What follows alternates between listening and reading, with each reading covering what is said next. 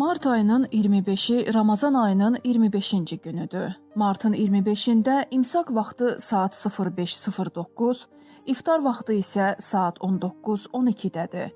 Ramazan ayının 25-ci gününün imsak duası belədir. İlahi, bu gün məni sənin dostlarını sevənlərdən, sənin düşmənlərinlə düşmən olanlardan qərar ver. Məni sonuncu peyğəmbərinin sünnəsinə əməl edənlərdən qərar ver. Ey peyğəmbərlərin qəlbinin hamisi olan Allah. İftar duası isə belədir. İlahi, sənin üçün oruç tutdum. Verdiyin ruzi ilə iftarımı açıram və sənə təvəkkül edirəm. Orucumu qəbul et.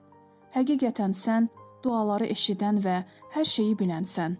Ey geniş bağışlama sahibi, mənim günahlarımı bağışla.